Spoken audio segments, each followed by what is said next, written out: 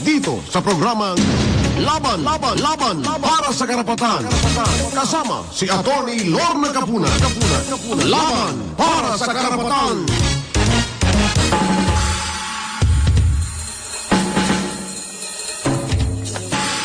Magandang umaga po sa inyong lahat. Nandito naman po tayo sa Laban para sa Karapatan. At ngayon po ay napaka-interesting ang topic natin because very relevant ito. Yung role ng volunteers. Yung role ng mga charitable organizations, saka foundation. At of course, yung role ng gobyerno sa mga disasters kagaya nito, no?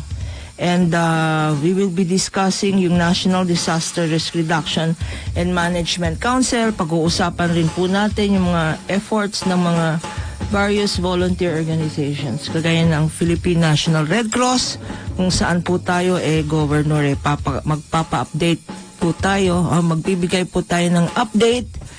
And we will try to coordinate and talk about all the various relief efforts. Pero ang guest natin ngayon bata pa sila, batang-bata pa sila noon, volunteers na sila, no. You know, ang sinasabi nga nila is disaster brings out the best. The best and the worst in people. But we're so happy that with this Taal disaster we have seen the outpouring of goodwill, the outpouring of yung generosity, yung bayanihan spirit, no? Kasi kakaiba to, no? But before I go into that, please introduce yourself. We have with us Yvette Chua Carion. Parang matagal ka ng volunteer, no, Yvette? Good morning, magandang umaga sa lahat ng tao. At kahit may disaster at mayroong mga ganyang pangyayari, maging matatag tayo.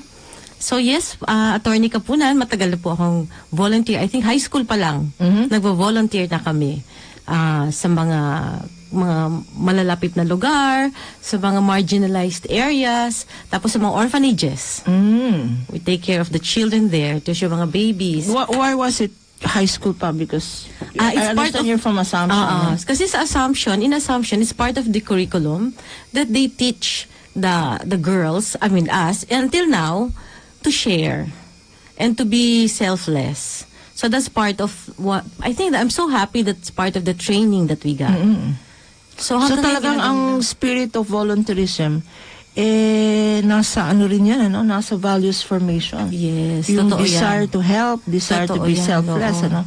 Oo, at saka yung talagang yung, you see beyond yourself. You see beyond yung, you see na, you understand, you put empathy. Parang one of the things na naano namin yung to be, yung empathic sa mga tao.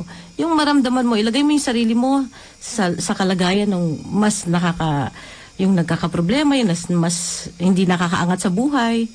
Yung time pang namin, ang word pa yun, less fortunate. Pero ngayon, iba na yata yung term. Hindi nata politically correct yung less fortunate. Hindi na less fortunate. Ano nang ba yung word ngayon? Marginalized na yata? Marginalized. Mga marginalized sectors. Iba na yung terms.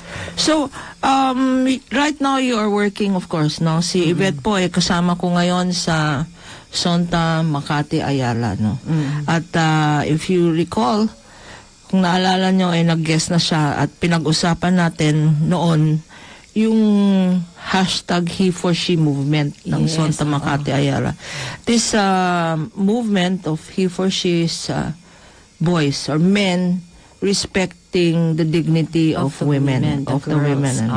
Ano na palang nangyari yan? Nag-going to school ka, no? Oh yes, oo, nakakatuwa kasi ma-realize mo na yung mga lalaki pala natin, uhaw din sila They want to know. Paano ba? Ang karapatan ng mga kababaihan. At saka yung sila, as men, how will they do this? Kasi syempre, you have to teach them. Talagang, dito na natin yung power ng education. Talagang knowledge is power, sabi nga. So parang, kasi, if I go around, and then meron kaming discussion, kasi in our lessons, we are in session 4, ang mga lessons namin, ito bang activity natin sa Sonta, Makati, Ayala, you go from high school to high school. Yes, high school to high school. And then we have different kinds of, different public schools. Tapos ngayon, ang topic natin, last December, our last topic was abstinence, safe sex, and abortion. So yung tatlong yon. So parang diniscuss, tapos pinakita sa kanila. And then, tinanong sila, tapos sila mismo nagde-debate din sila. Ano yung mas maganda ba? Safe sex or abstinence? Parang gano'n. Nakakatuwa. Safe sex or no sex, no? Oo, no Yung sex. abstinence ang ibig sabihin no, no No sex. sex, oo. Pero I mean, pinag-uusapan dito is not marital sex, no? This is premarital sex. Premarital sex. Kanya ang daming teenagers. kung pinag-uusapan nga natin ang disaster kung may natural disaster ito ay man-made disaster.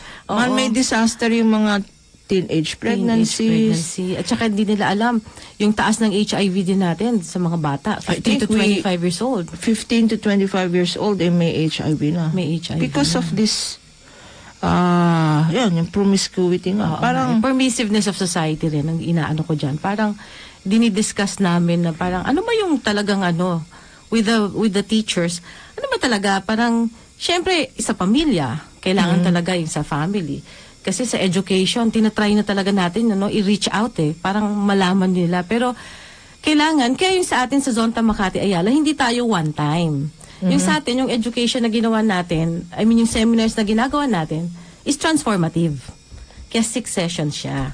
So yung next natin sa end of January, it's about... Ito ba voluntary or they're required to attend this to get credits sa kanila? They are, parang we are volunteers and then the schools appreciate na binibigay talaga nila sa atin yung students kasi they also need help. Kasi hindi nila matuturo dahil meron certain, di ba, may certain, ito yung mga topic, ito yung curriculum.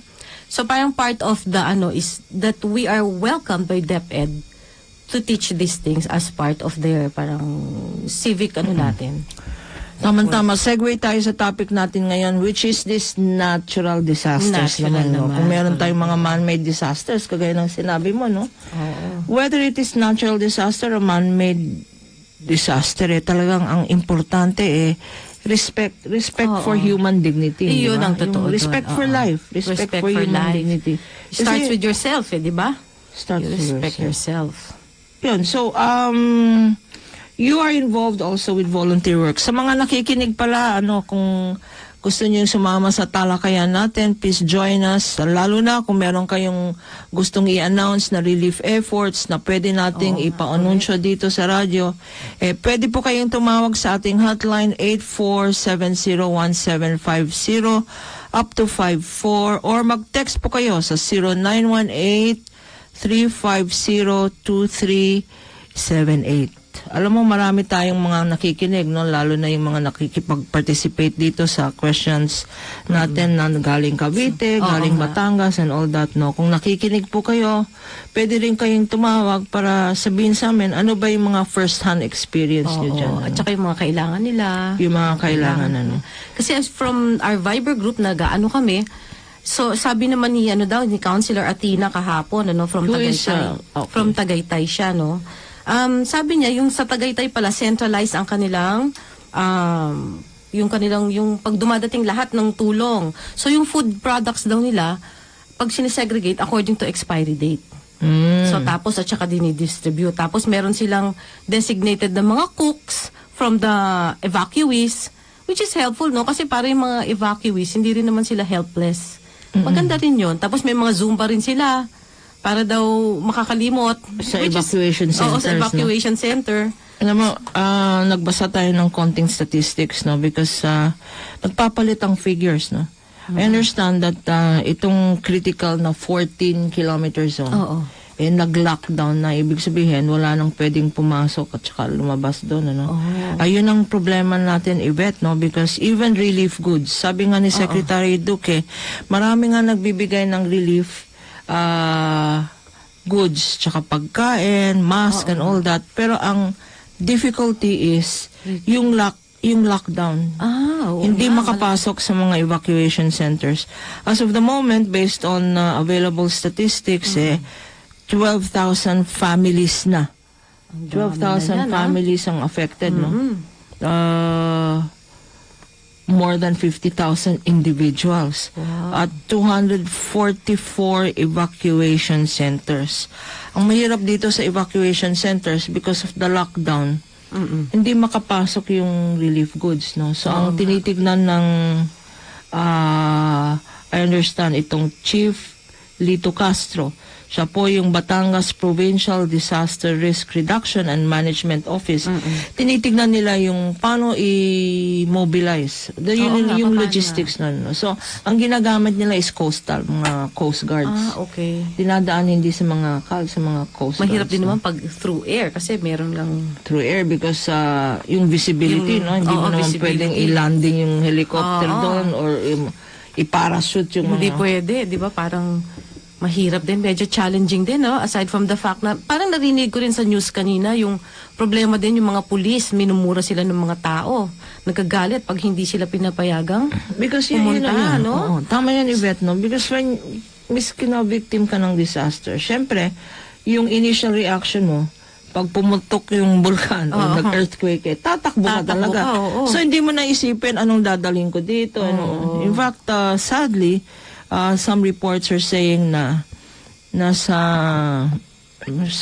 shock kung minsan yung mga persons with disabilities either hindi nila nasasama or naiiwanan sa rescue sa mga bahay-bahayan nila, no? So na-rescue na kaya yung mga yun? Kawawa I hope pala, so. No? Hindi lang yan, yung elderly. Yung mga elderly. Yung, according to news reports, yung volcano daw spewed. Yung eruption 55,000 feet.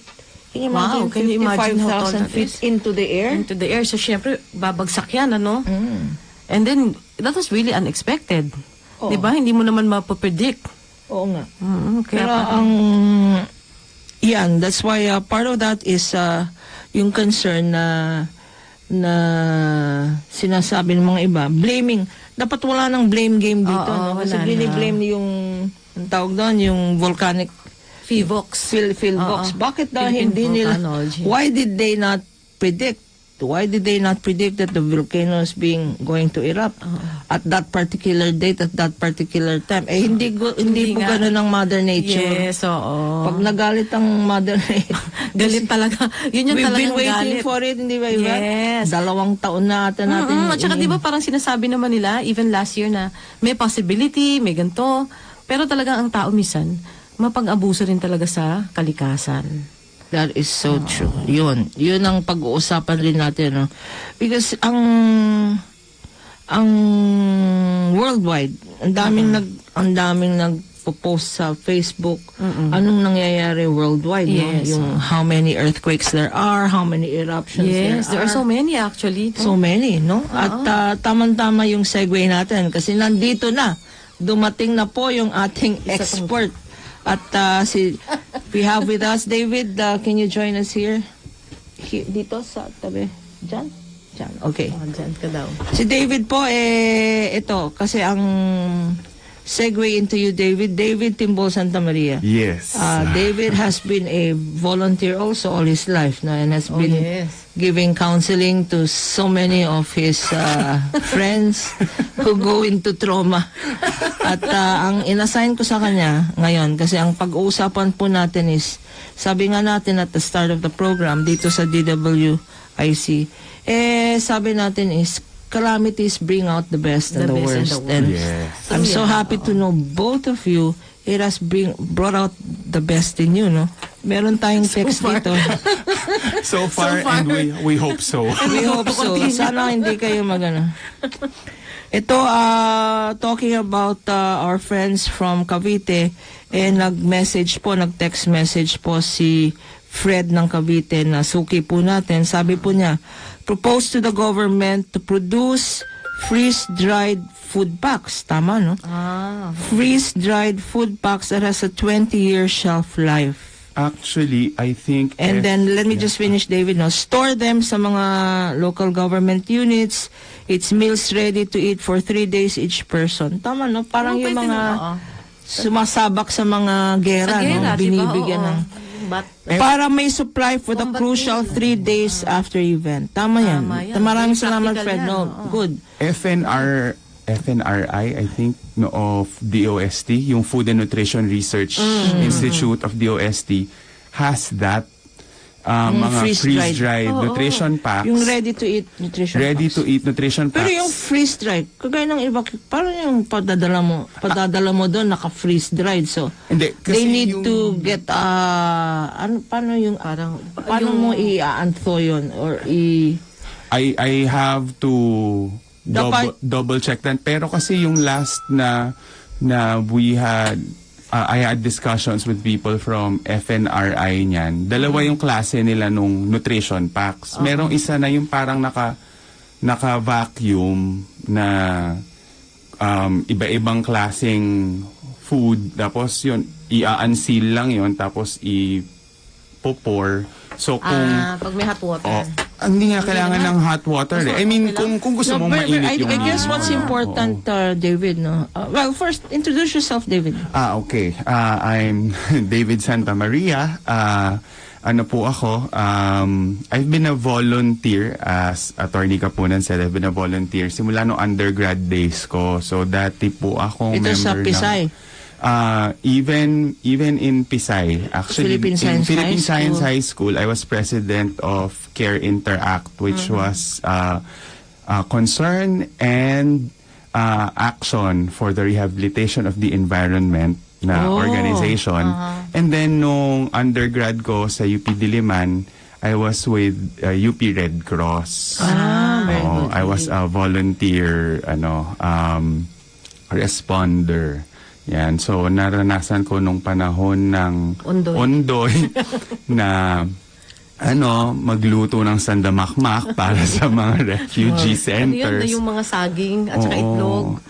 Kasi pagka ganyan, dadagsa na lang yung volunteers. Ano pong pwede namin gawin?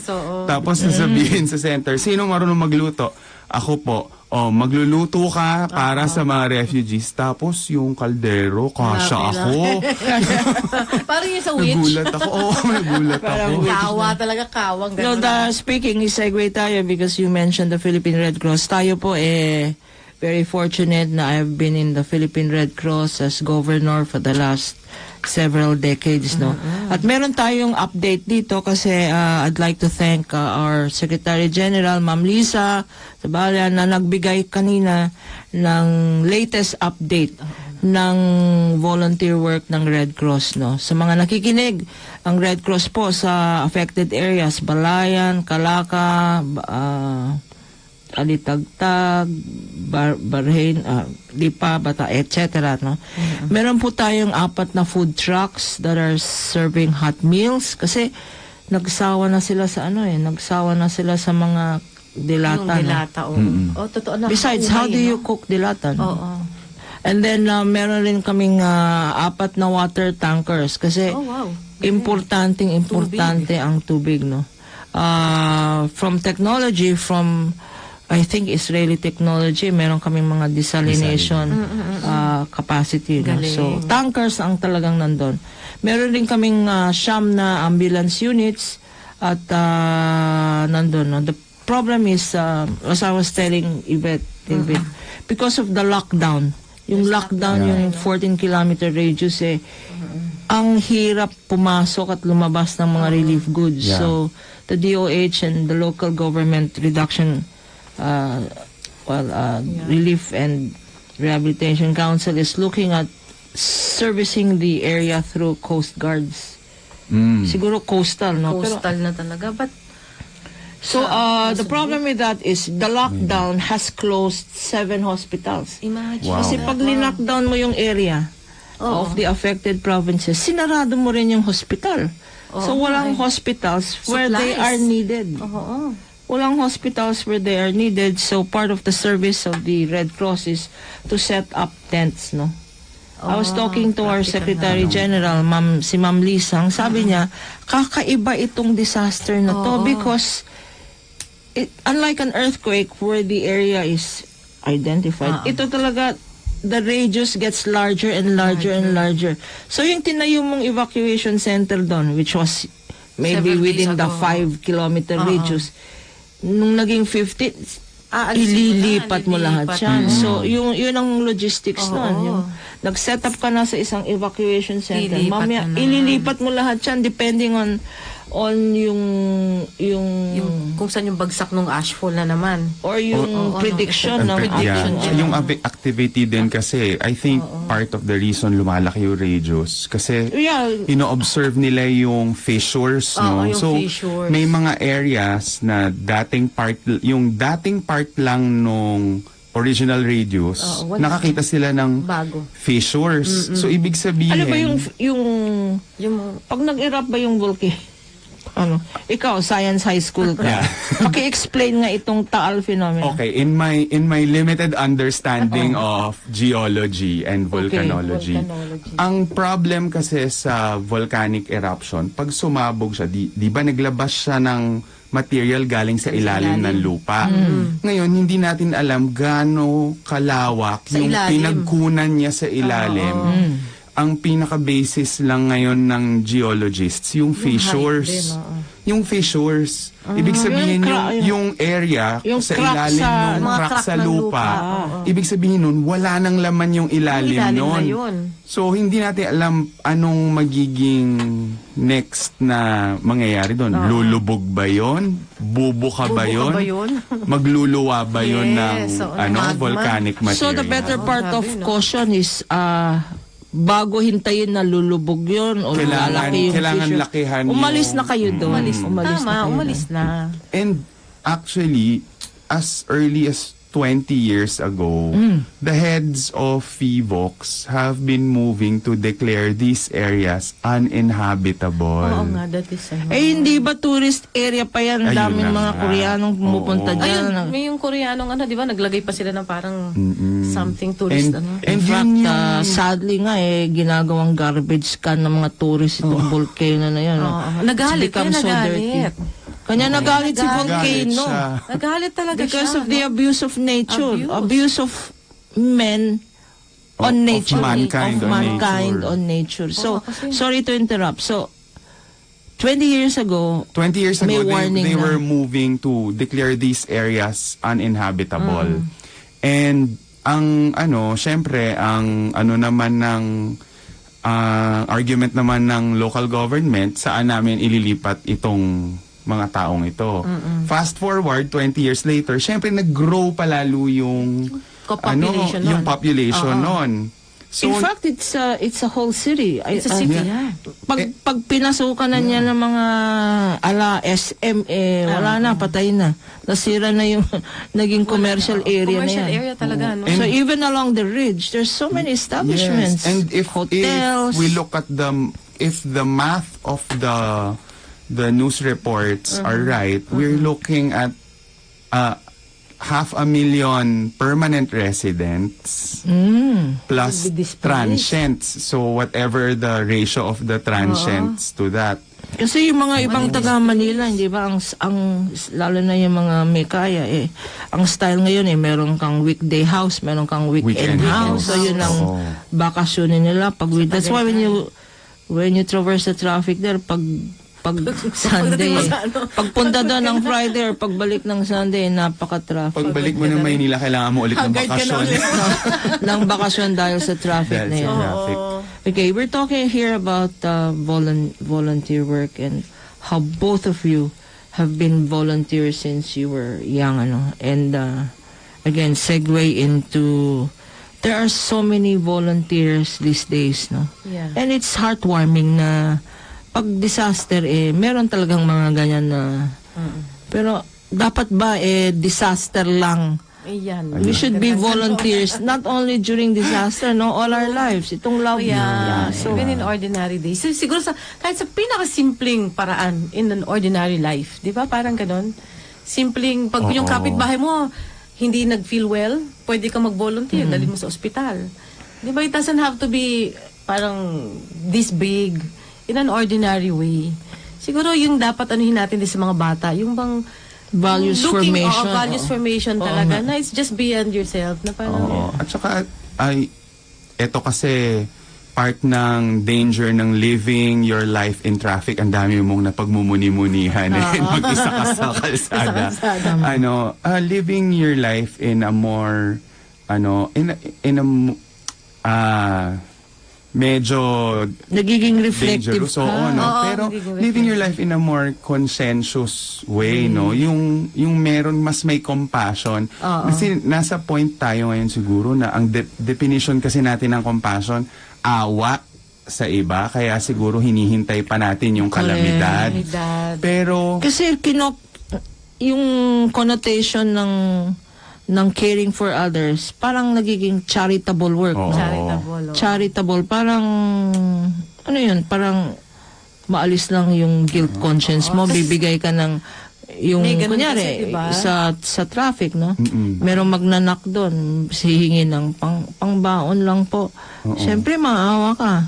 Bibigyan mo, no? But, you are also establishing a culture of dependency. Yung sinasabi. Kagaya ng pag-usapan natin, yung ibig sabihin ng cash transfer ng gobyerno. Is that the way to deal with the people in need? 11:31 na po, Konting Station ID.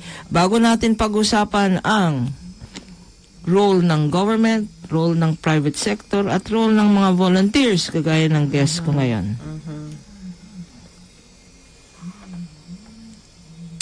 Laban para sa karapatan. Kasama si Atty. Lorna Kapunan.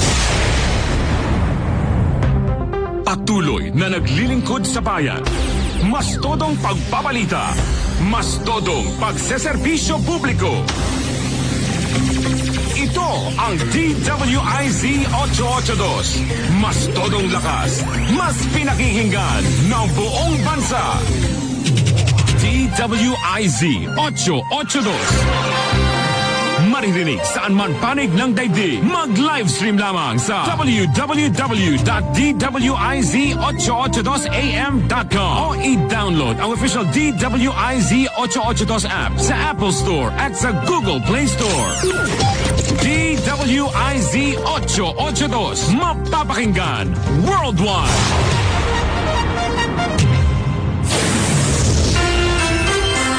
Sinusuyod ng buong pwersa ng DWIC News at Public Affairs ang buong Kamaynilaan upang maihatid ang mga latest na kaganapan, mga balitang dapat ninyong malaman. Ito ang DWIC Balita. Mas todong pagbabalita. DWIC Balita.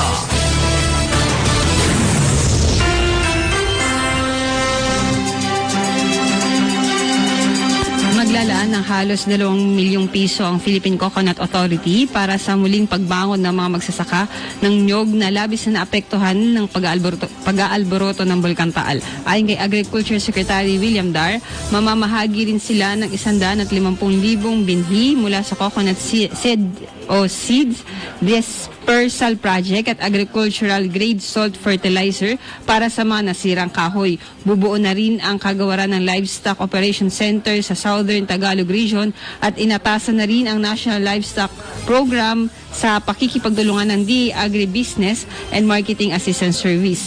Maglalaan naman ng mga sasakyan ng DA na siyang gagamitin sa paglilikas ng mga hayop, sa pagdadala ng mga feeds at mga supply para sa mga hayop.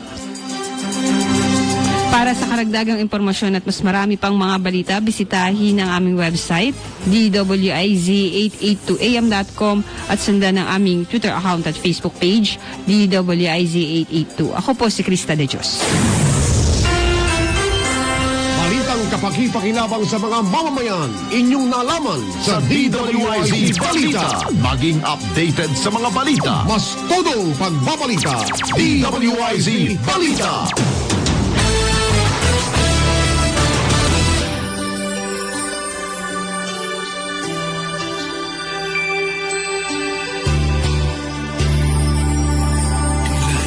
Never know what's around the bend to help you through.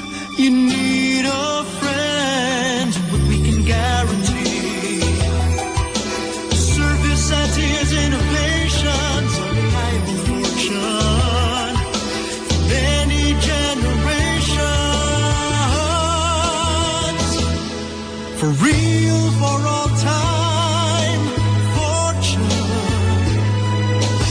More than a friend.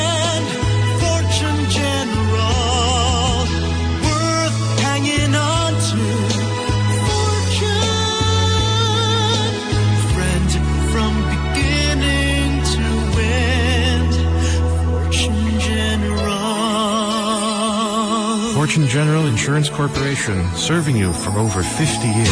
Abangan ang programang Laban para sa Karapatan kasama si Atty. Lorna Kapunan. Programang magliliwanag ng mga usaping legal at mga payo tungkol sa inyong karapatan. Tandaan ang programang Laban para sa Karapatan. Sabado, alas 11 hanggang alas 12 ng tanghali kasama si Atty. Lorna Kapunan. Laban para sa Karapatan. Laban para sa Karapatan kasama si Atty. Lorna Kapunan. Dito tayo sa Laban para sa Karapatan at ang topic po natin ay volunteerism. Volunteerism and calamities bring the best and the worst in people. No? Yes. Salamat sa suggestion ni Fred of Cavite. No? Dapat talaga yung mga suggestions na yan, napag-isipan na ng gobyerno. Hindi yung knee-jerk reaction pag calamity, i-convene yung reduction, yung, anong tawag doon? Yung NDRRMC. Yeah, i-convene lang. I mean, you should convene it now when there is no disaster. Yes. So that when there is a disaster or a calamity, you are there. yes. Sabi nga ni Sun Tsaka you know Tzu, what happened. in the time of peace, prepare for war. Yes. Diba? Kasi Ganda. hindi di ba? Parang pag In the nandiyan time na, of peace. so nagtataranta Prepare for lahat. war. And then, parang we appreciate lahat ng donations, pero minsan, saan nalalagay? Ang dami. Tapos, Oo. Especially in mga disaster-prone areas. I mean, you know, when we hear about Typhoon XYZ, ang daming tinatamaan dyan na the usual suspects. Bicol is always there. north, yung The Tugigaraw. north is always there. Sa south naman Davao, di ba? Laging, I mean, yung propensity o yung vulnerability ng isang geographical place, predictable naman yan eh. Yeah. All it just takes is Kasi sila din ang sila tatamaan. din, oo. And siguro, maybe, pwede nating i-encourage yung mga tao na i-push nila ang kanilang local government, whether that's their city or the provincial government, to engage. Siyempre ako, ibibida ko lagi ang DOST. Ang DOST po, napakadaming agencies under DOST na napakarami na nilang teknolohiya at saka na-develop na research na makakatulong. Ang problema kasi nga, you were talking about for instance, electricity, no? Yes. Oo, wala. Kung walang ilaw, meron ata silang na-imbento na gagamit ka ng Yung sa bote. yung mga lamps, Coca-Cola oo. bottle Yung na may Coca-Cola ano. bottles na ginawa dati ni Si Ilak. Ilak. Oo. Okay. Yung- So, you are connected with you are with the Department of Science only by and virtue Technology. of as a Philippine Science High School alumni, we are, at saka part din po kasi ako nung ANIB, no, yung asosasyon na nagkaisang scholar sa ibang bansa. So yung mga iba-ibang Filipino scholars na nag-aral abroad, yung mga nag-PhD, nag-masters abroad, meron ding association dyan. Ang dami sa kanilang dapat connected. to give practical application. Yes. Sa pinag-aral kasi scholar Kasi kayo sayang ng yan, bayan. dami. Dapat yung mga pinag-aralan ng mga scholar ng bayan, no? Kagaya ng PSI, Oo, Philippine may Science practical High School, use mga naman. UP, mga state universities, dapat merong mandatory service or Meron contribution naman, to government. ay parang may disconnect lang siguro na hindi na siya nakakascade sa local government, pero meron tayong more than mandate, we have a database, and then meron tayong program na Balik Scientist program. Correct. Yeah, Dapat. parang Na nagko-fund ng research because sa Philippines. remember one of the greatest problems natin yung tinatawag na, well, what we used to call, I don't know what they call it now, yung brain drain. the brain drain. We're They losing left the best inventors, the best scientists, the best doctors to other countries. To other kasi countries. we don't compensate them well. No? That's So true also. our biggest OFWs are not domestics. They're also professionals. Who The serve other doctors. countries and other societies. Ikaw millennial ka, David. Yes. Elder millennial. Tawanan mo ng millennial ka. Millennial. Meron tayong two age groups dito. Isang baby boomer at saka isang millennial. But both of you are volunteers. I wanna ask you kasi pag millennial nagle-label tayo. Most of our society, we are a young society actually. So we are a millennial society. Ang millennials ba ayaw nun mag-volunteer work? Do they care? Are they jolo? Or you only live one? Or can we harness? Can government, for instance, or organizations harness millennials like you? Actually, to serve? maraming millennials that really want to serve. As volunteers. As volunteers as well. And I think ang problema, medyo may disconnect kasi paano nagko-communicate ang generation before us, which is Gen X and the baby boomers, and the millennials pababa na mas bata pa. Iba kasi mag-communicate Ang Oo nga. ang millennials. The language is different na. Oo, at saka millennials mabilis. I mean, when I say Well, mabilis, that is the advantage now of your generation kasi Bilis you nila have eh, social Oo. media. You They can use it in a mobilize positive way. compared to, in a positive way. So- You can mobilize your friends. O punta tayo ngayon dito, di ba? so, ang nangyayari, yung mga formal institutions of, let's say, even Red Cross, I would say, sadly, hindi pa fully na-engage yung Social media. yung millennials and younger. So, gaya for example nung nangyari sa one of the more recent calamities, Yolanda, kunware, no? Yung mga tao nagkatanungan na anong gagawin. Hindi pa sila na-engage in their communication channels nung agencies, and we don't want Dapat nagme-mainstream na ang mga millennials. Kayo na ang movers, hindi na Oo. kami. Pero we don't want naman kasi, ang danger naman po kasi nito, we don't want them organizing their own Yeah. relief efforts. Because syempre, may protocol yan. protocol Not just because kailangan ng protocol, pero kasi Para maayos din. may safety issues yan Yung dalawang namatay, no, David? Two volunteers died? Three. Yeah. What happened there? Three. They Sila mismo nag-organize sila ng relief effort nila. On their way back, they encountered an accident. So, gaya yung mga ganyan, meron kasi yung Ay, SOP. millennials yan, ano? Oh, and they younger. Parang Younger Gen Z na yung Gen mga Z yan. na ba yan? Grabe. Type lang nila talaga Dahil nila tumulong. Oo. So, gaya yun, parang sana if they were able to connect with more established institutions sa ganyan, mabibigyan sila ng guidelines. Ito lang dapat ang gagawin pagdating dito. Pasa na dito. Pasa Parang dito, relay. oo. Diba? Ganon. At saka you don't head back right away Ganun kasi yun. Kasi 1 a.m. di ba? Oo. Madaling araw. Delikado yun na times, lalo na itong So yung visibility na. Yes. Oo, tama. Yung At saka kotse yung, mo, yung ano, windshield mo, the yung ash with ash a little factor. of kasi andali nating Ulan. Slush na yun. Oo, andali nating i-just set aside na hindi, okay na yan, magmamaneho lang ako pabalik. Pero hindi Hindi ganun mo na yun yung Iba yung risk environment factors factors, ng environment pag nagkaroon ng volcanic eruption. So, mabasala ng konti yung ash, hindi yun basta putik. Ano yan? Glass shards yan Silicate yan. So, Ganon? Iba talaga. oo. Gas-gas talaga. Oo. So, Even di ba sa pag ice? nag-wiper ka, permanently gas-gas na yung That's why they say don't even touch it, no? Yes. Yeah. Okay, so, ang first responders, for some reason, are private organizations or foundations, no? When that should really be government. Government. Yeah. Government, local government units that are on site. So my question here is really, bakit, knowing that we are disaster-prone country, at laging pinag-aawayan ng budget ng gobyerno natin, merong mga insertions dyan, yung mga congressman na yan, yung mga pork barrel na yan.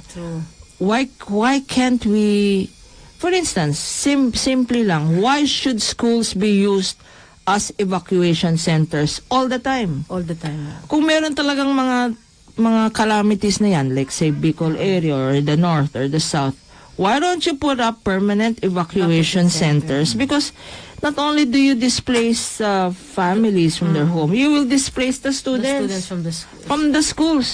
Di ba? I think Paano nga Ibe? yun? Ikaw, you work No, I with mean- schools, no? Yeah, pero ang iniisip ko nga dyan is that parang, di ba, we have budget. So, paano ba ina-appropriate nila dapat yung mga budget na ganyan? I mean, parang I heard, sino ba, Congressman Salcedo yata, of Albay. Of Albay, oo. Na yan, he magaling said, yun. Kasi na he said na, may experience yan sa... from Albay, from what they did in Mayon, ang maganda yung ginawa nila na talagang strict sila. And then they had a budget na, ang problema nyo, where to live? Ito, we will have a budget where you will live. Oo. Parang, yung tama yung sinasabi niya, dapat may foresight talaga. Kasi Yes. alam mong it will happen eh. Oh. Question siya ng foresight eh. Foresight and, And political, political will. Talagang Kasi political will. ang nangyayari dyan sa mga inuuna nila, buti na lang wala na yung mga basketball court sa gitna ng field, no? Oo, mga At grabe. or yung bus stop na wala namang bus, Wala namang lalagyan bus. mo lang, malagyan mo Ay, lang ng nako, pangalan mo, oo. no? Well, at least there is some government effort to align. For Yeah. instance, kung ang priority sa area ay infrastructure, doon mo ilalagay. Huwag kang magtatayo ng basketball court. Oo nga. O wag kang magtatayo ng bus station or palengke kung hindi naman kailangan doon. Kung kailangan ng infrastructure doon i-align. But as we said, it's difficult. Sabi nga difficult to teach old dog new tricks. tricks. So what do? You change the dog. Change the dogs. Dapat nga palitan na yung mga dynasties na yan at Change the guard lagyan. dogs, yeah. Yeah, bring in young leaders who are more visionary. Visionaries. David, hindi mo ba naisip na tumakbo for public office? Masyado po yata ako matabil magsalita para politika. Pero marami akong mga kaibigan na ayan, pumasok sila. The likes of Vico Soto. Okay. Oo, ayan. Yun. O yan, yung mga pag-asa ng bayan. Oo, very Yeah. different ang POV nila kahit sa mga kamag-anak nila na nasa politika na medyo nagugulat kung paano sila kumilos. Pero kasi nakikita nila iba rin kasi yung siguro as a millennial, no, madalas kasing sabihin na, ayan kasi millennial yan, ganyan. Pero not to shift blame o manise, pero isipin din po natin na lahat ng henerasyon ay produkto rin ng mundong kinalakihan nila. So kung ano man ang kaugalian ng millennial na nakikita ninyo, produkto sila ng mundong kinreate ng mga magulang nila para sa kanila. Correct. So nagre-respond lang din tong mga to. Tama. Bakit parang laging depressed ang mga millennials and Generation Z? Because nakikita nila yung mundong ginagalawan nila. Parang walang pag-asa. Kaya wala nang meaning yung mundo. So, Bulok na bulok yung mundo. So, ang dami ng suicide rate ngayon, Ang yung dami. mental health issues ngayon, ano? So, pinag-usapan nga namin, David, before you came it is bad enough that we have natural disasters. Meron tayong mga man-made disasters. Mental health issues. I think there's merong papers that say that yung mga studies on human behavior that say that these two are not far from each other. They're related actually. Ang dahilan bakit ganon, kasi grabe yung frustration ng generation na to na ang pakiramdam nila, responsibilidad nilang gamutin ang mundo. Kaya konting magkamali lang sila, pakiramdam nila wala nang Na failure pag-asa. sila. So parang nakikita ko na parang lost sila, hindi nila alam eh. Oo. Parang ang daming masyadong before them. I think they're overwhelmed. I think Tapos, also because, as you said, no, they have their own world. They have a means of communicating with each others. Social media. They see, So many. lalo na people posting my trip abroad in Europe isa and pa all yan, that. yung So mga they ganyan. create a longing. They create a lifestyle that Nagkakainggit, no? Naiinggit sila. so, Or, nawawalan yung value ng simplicity. simplicity. I think that's on the surface there's that, no. Pero gusto ko ring ma-explore sana at saka maintindihan din nung the older generation. ayokong sabihin na older generation. The mature- Pero kasi hindi mo mature, hindi kasi no? may factor na yun talaga eh. Kasi at the back of their minds, yun na nga, meron silang gustong isulong. Parang the generations earlier to them, pakiramdam nila masyadong optimistic. Optimistic on what they can do. Hindi, pakiramdam nila, yung mga nakakatanda sa kanila, masyadong optimistic. Sila, parang feeling nila, mas realist sila na, okay. hindi, ito talaga yung nangyayari, you're being too optimistic. Yeah. Yung, if you So, parang think, kung idealist pakiramdam, versus pragmatist kung din pakiramdam sila. ninyo na na-resolve yan nung generation, yung hindi problema yung hinaharap namin. So, parang pinanganak sila in a world of pressure. Parang may Kanya nga sila yung, na feel. yung sinasabi na AQ, no? Ayun, ang IQ, importante. EQ, AQ, adversity quotient. quotient They is cannot deal important. with adversity, so they'd rather end life. Meron silang gano'n na feel. Yeah, but still, that's a large segment of our population. If we can harness Yeah. young people like you, wag na natin sabihin millennials, people who just care, Yeah, people who get care. them more organized, get them more I think appreciative. Oo, I think Appreciative. that's also the reason why mas maraming mga napakabagong Organization. NGOs. Oo.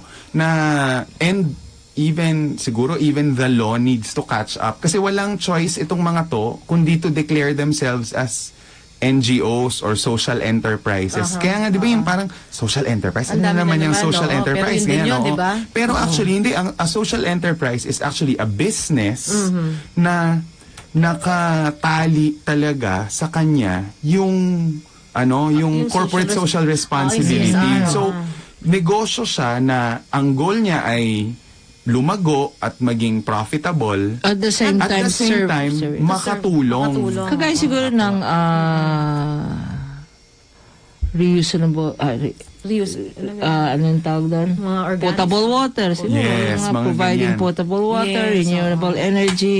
Meron na naman proposal ito, no? Talking about our evacuation centers kasi hindi ba sabi natin, ba't hindi na lang magtayo ng mga Yes, evacuation center talaga. evacuation centers talaga. But Fred of Cavite again says, design government structures to convert evacuation centers. Kasi hindi naman talaga pwedeng permanent evacuation center because it will be idle, no, pag walang, Pag walang So, convert evacuation centers. It is not practical to have dedicated evacuation centers. I agree, Fred. It will remain idle. Establish evacuation areas and supply chain and assembly waypoints. Container van, field emergency supply, and materials. Ang daming Okay. container ba? Kung gagamitin So, tama nating yun. example yung Japan, okay, ang Japan kasi may parts siya, no, yung Kanto area, kung nasaan ang Tokyo, every 2 weeks yan may lindol. Tapos palakasan na lang ng lindol yan, ano.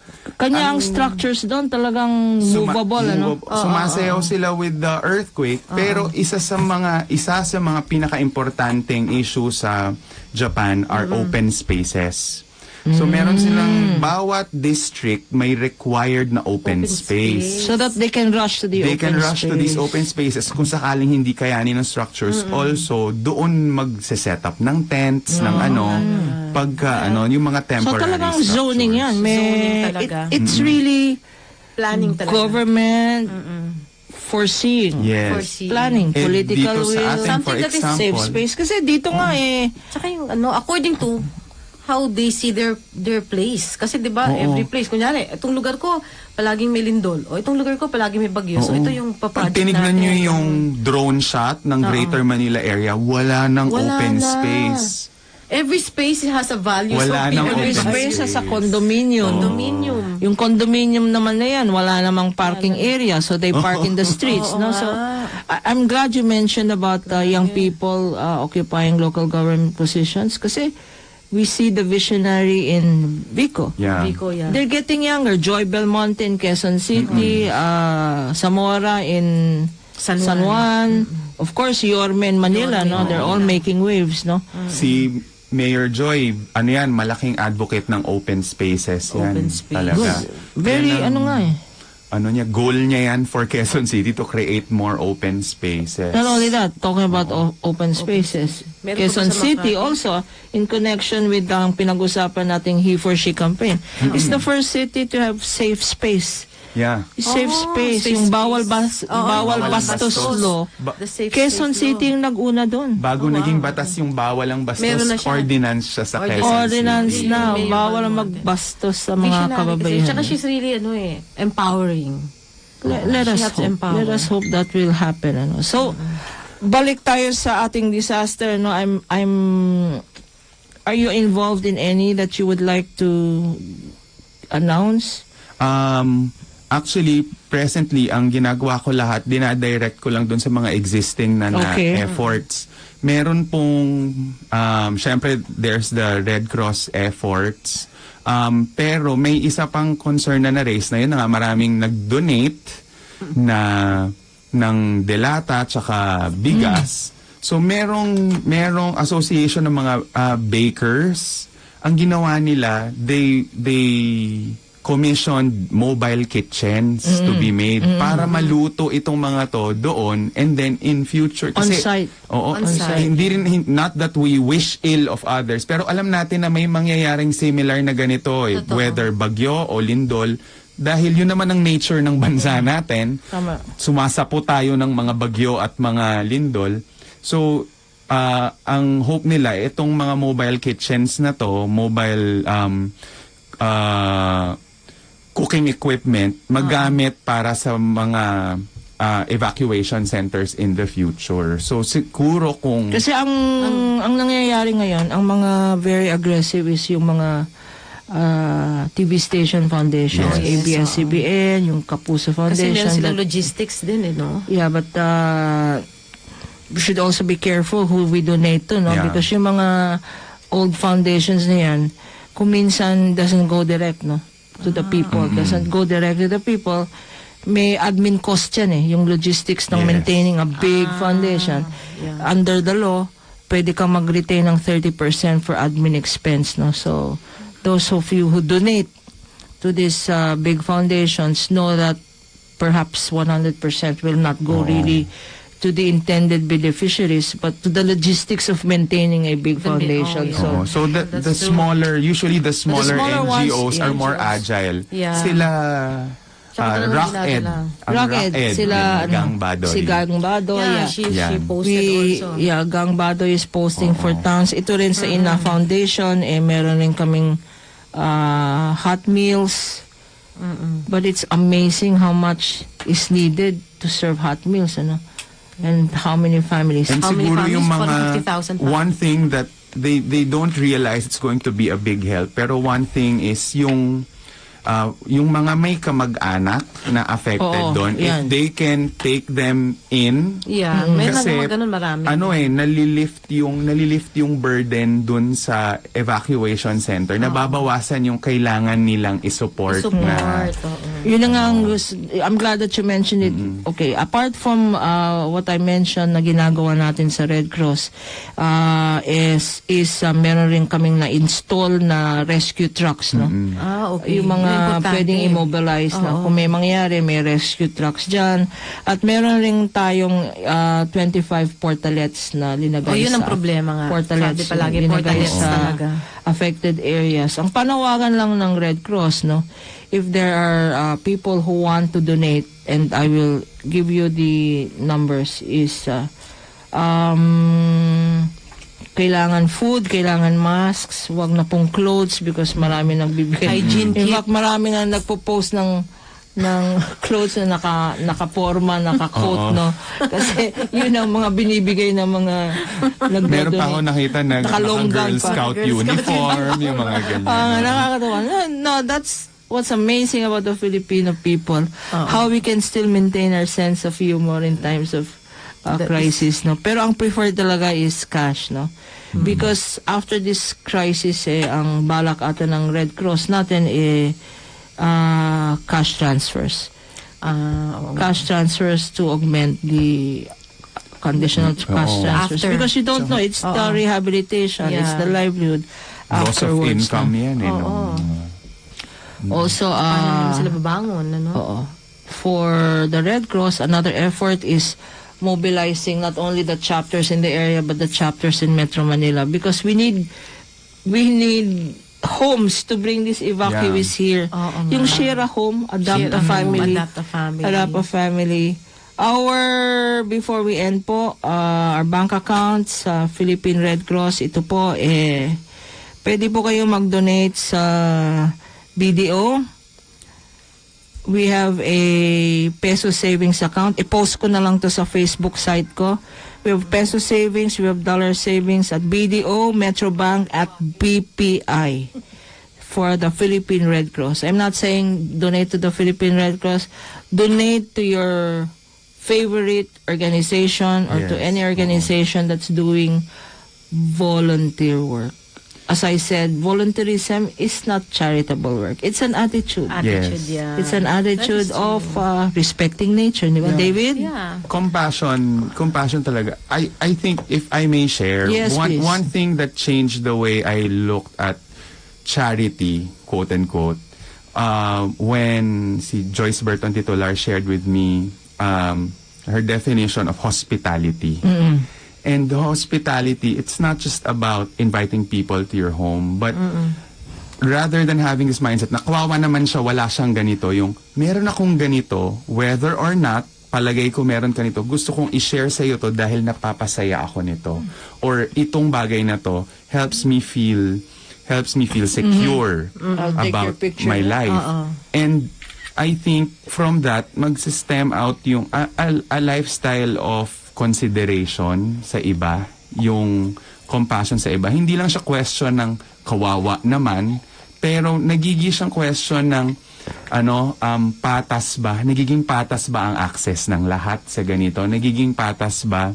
And darating siya sa point na nagiging conscious ka ng pwedeng you disagree on it, pero yung ipaglalaban mo na hindi, kailangan mong lumikas dyan, hindi lang dahil may kalamidad ngayon dyan, kundi hindi safe sa inyo na tumira dyan, hindi natin alam kailan mangyayari yan. Correct. Naintindihan ko, may puhunan kayo dyan, pero Yes. isasaalang-alang ba natin yung puhunan sa buhay ng 500,000 tao?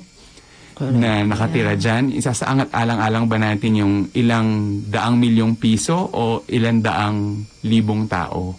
Buhay na Yvette, your last words. Sayang, ganda sana ng discussion natin. Pero Yvette, your last words yung to our pagtulong nga listeners daw and viewers. natin, yung altruism na sinasabi, meron din 3 klase yan, yung altruism na empathic, dahil talagang nafe-feel mo na makatulong sa kapwa dahil nararamdaman mo yung kanilang nararamdaman. Yung yung nag-reciprocate, yung altruism, yung parang paying forward. At saka meron din talagang, sadly, meron talagang selfish.